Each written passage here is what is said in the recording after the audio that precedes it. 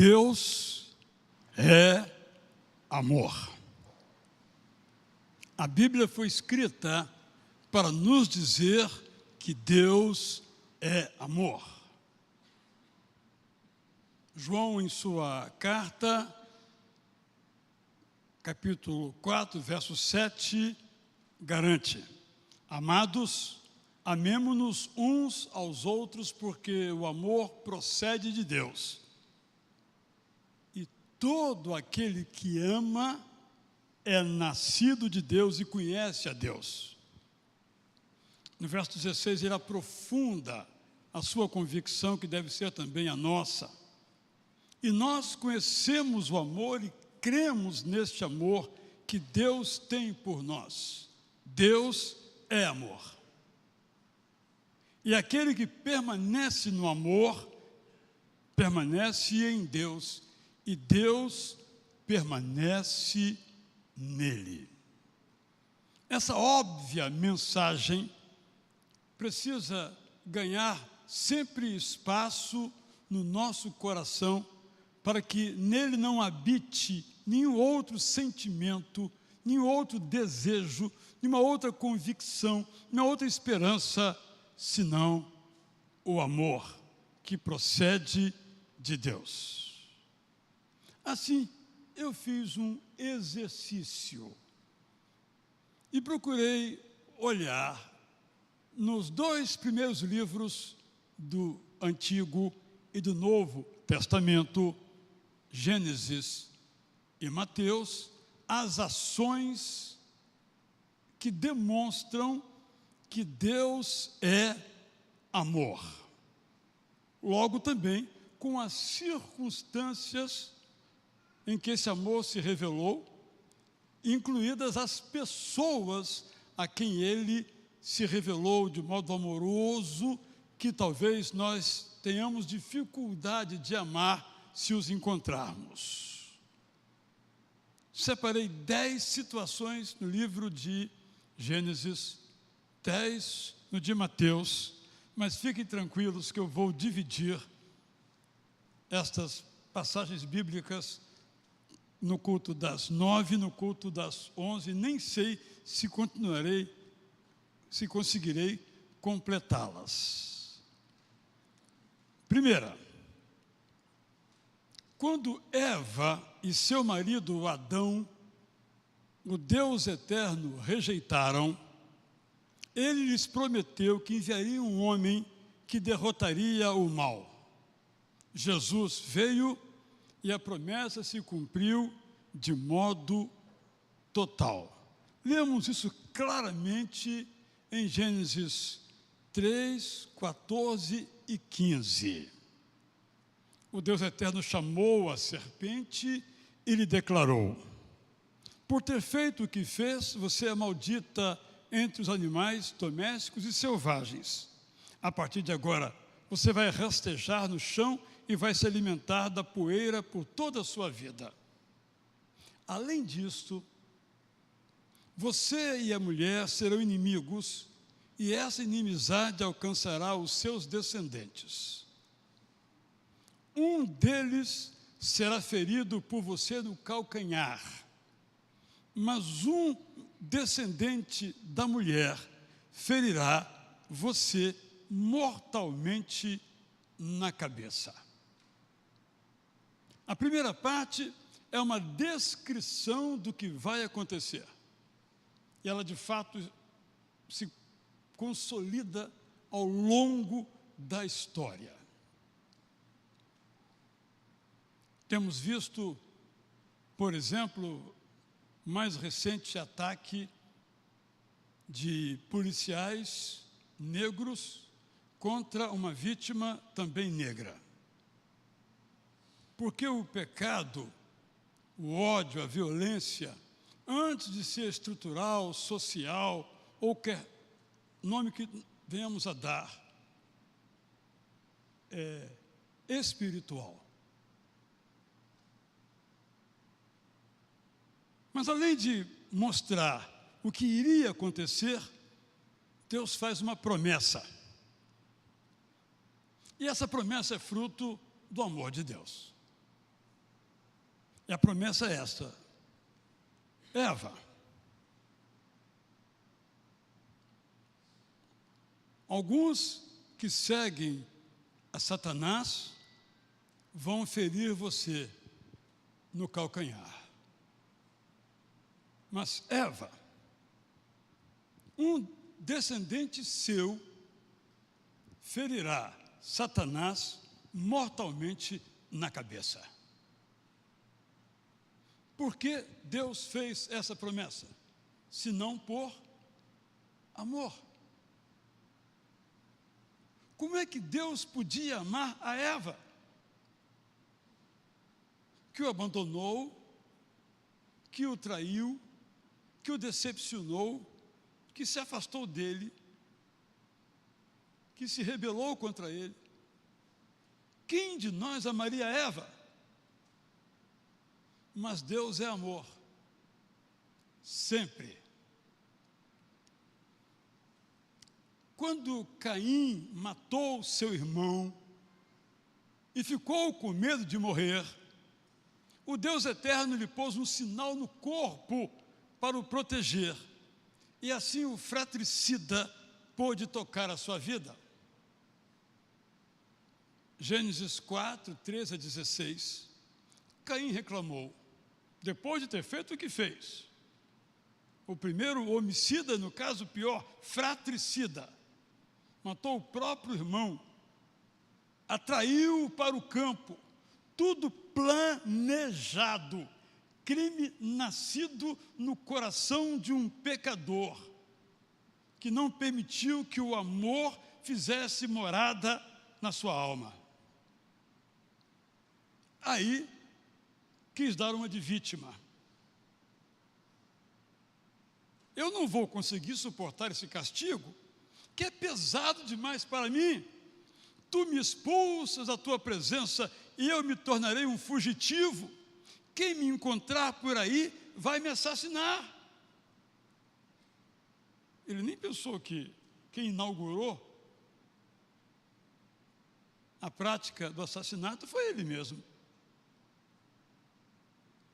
O Deus eterno, diferentemente do que eu faria, do que talvez você viesse a fazer, lhe tranquilizou. Não será assim, Caim. Saiba que se alguém tirar a sua vida, será vingado.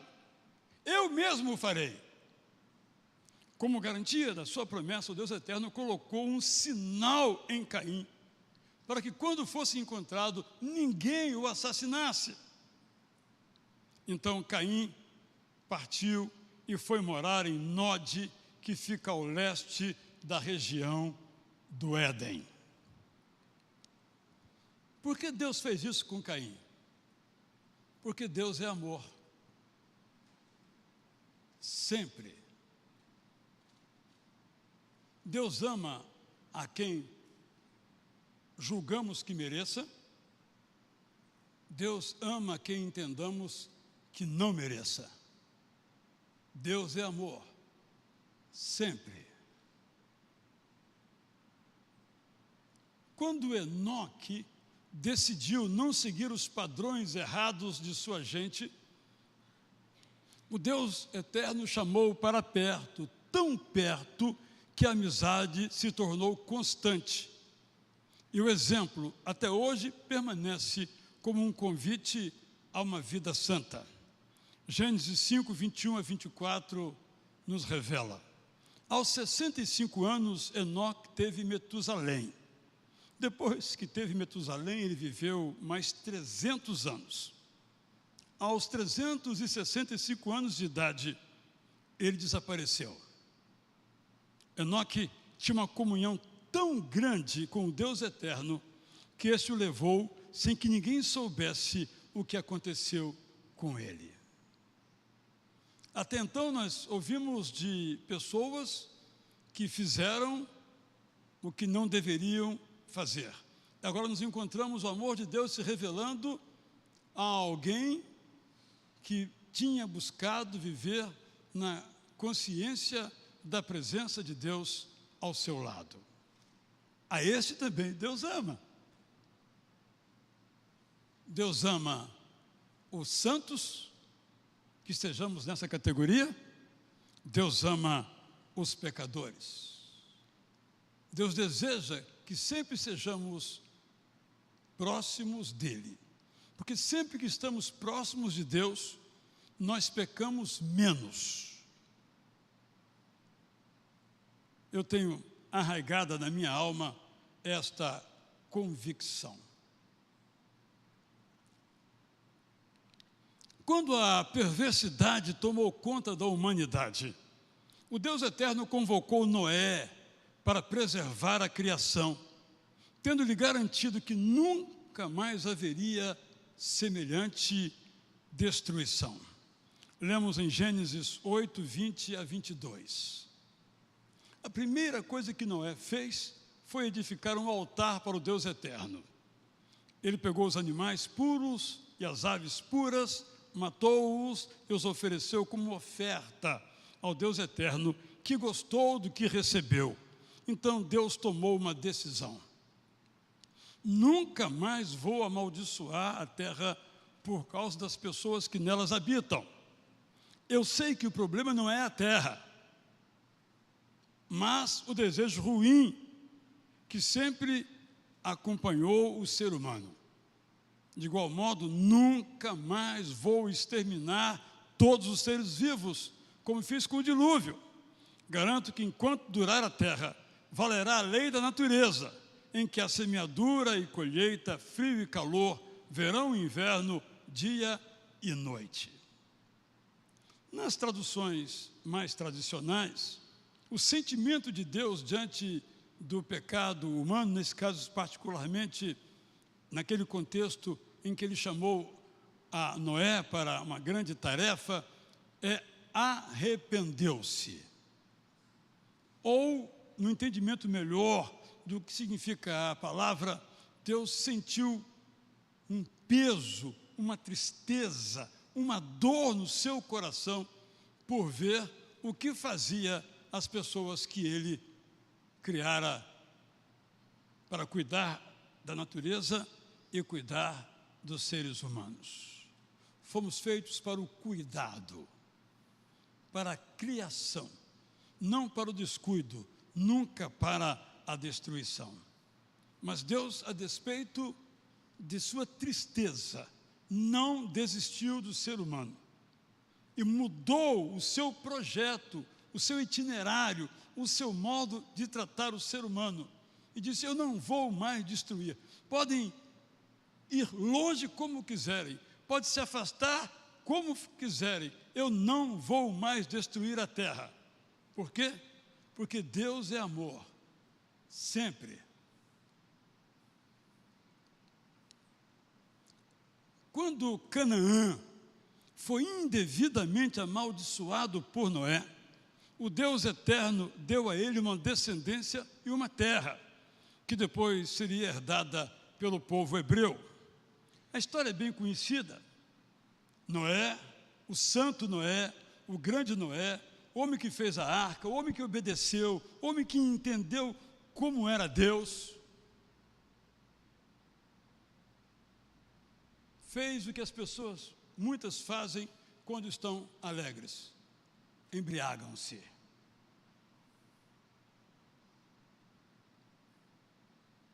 Vocês sabem que eu sou radicalmente contra o uso do álcool. Até mesmo aqueles ditos usos familiares ou sociais. Pela porta que abre e que em muitas vidas jamais se fecham. O que Noé fez teve consequências dramáticas. Bêbado, ficou nu, em público, podemos dizer assim. 2 de seus filhos o cobriram e outro, Cã, não teve o mesmo respeitoso cuidado. Quando acabou a bebedeira, bravo, irritado, irado, enfurecido, Noé, o santo Noé, amaldiçoou Cã. Correto? Estou correto? Não. Amaldiçoou Canaã, o filho de Cã, isto é, amaldiçoou o seu neto, que, como diríamos em nossa linguagem popular, não tinha nada a ver com o peixe.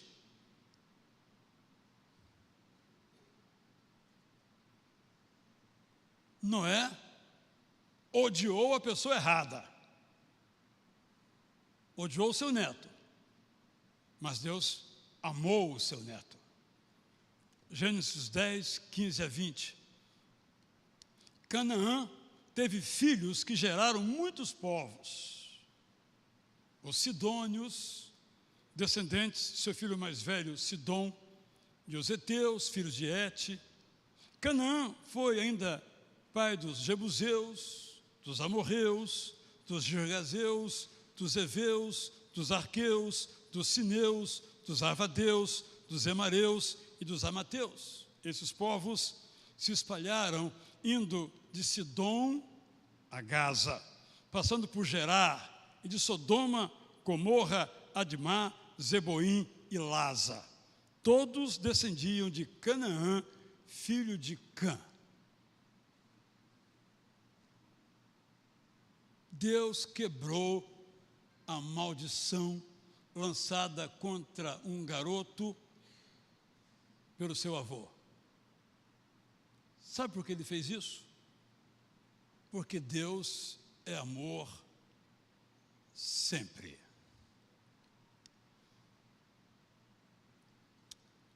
O médico que cuida da minha circulação, Dr. Alberto Vescov, quando tenho consulta com ela, a consulta dura 10 minutos. Ele pega lá o seu equipamento, passa na minha perna, compara e diz: você está bem, volta daqui a 1 ano. Agora a conversa dura pelo menos 50 minutos. Eu lamento quem vem depois de mim. Eu até procuro marcar nos horários finais. E ele sempre diz, sempre lamenta que o ser humano tenha perdido o seu principal marco, a sua principal herança, a sua principal característica no plano ideal, o amor. Eu sempre que falo do amor, eu me lembro do Dr. Alberto Vescov, com quem me trato já há vários anos, desde o começo, quando os nossos laços se aproximaram, sempre no consultório dele, obviamente. Me lembro desse conselho que ele disse, de como nós, seres humanos, nos afastamos do ideal de Deus para as nossas vidas, que é amar. É claro, o mandamento de Jesus. Quando foi perguntado qual era o maior dos mandamentos, ele disse, ele começou assim: ame a Deus de todo o coração, de todo o entendimento e de toda a alma. Eu imagino que os ouvintes ficaram felizes. Ele estava citando o livro de Levítico. Amar a Deus com toda a intensidade não é um pensamento de Jesus. É uma citação que ele faz do pensamento de Moisés, humanamente falando. E as pessoas certamente gostaram. Mas ele acrescentou, olha, e também o segundo mandamento, igual a este, não menor que este, não inferior a este, é: ama o teu próximo como amas a ti mesmo, ou ame o seu próximo como você ama a si mesmo. Na linguagem do esporte, Jesus colocou o sarrafo lá no alto, porque amar a Deus Só há duas pessoas que sabem se nós amamos de verdade: nós e Deus. Agora, amar o próximo, há três pessoas que sabem se é verdade: o Deus eterno, nós mesmos e o próximo, ou os próximos. Amar a Deus, o sarrafo está aqui, pensando no salto em altura, obviamente. Amar o próximo, o sarrafo está aqui.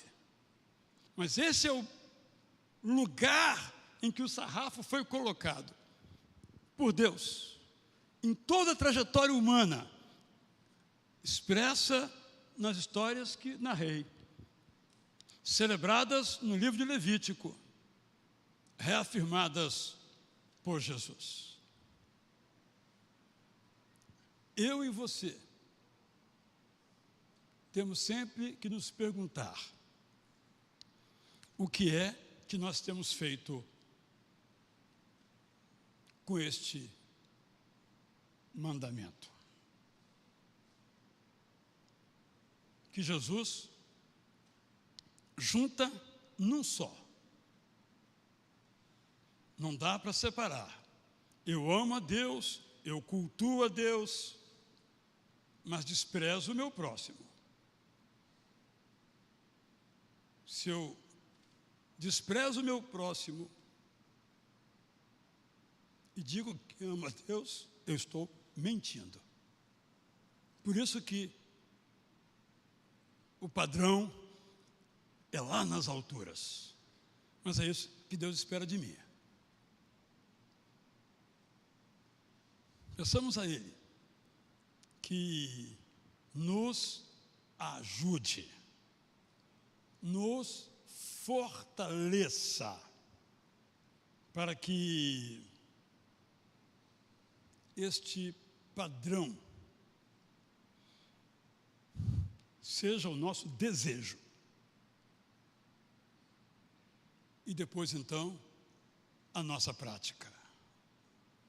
Nossa família será melhor, nossa igreja será melhor, nossa cidade será melhor, nosso mundo será melhor e nós mesmos seremos melhores. Que Deus nos ajude nessa prática constante, nos fortaleça se já estamos nesse esforço e nos dê um coração renovado para, se não estamos, buscarmos este esforço. Vamos então agora ficar em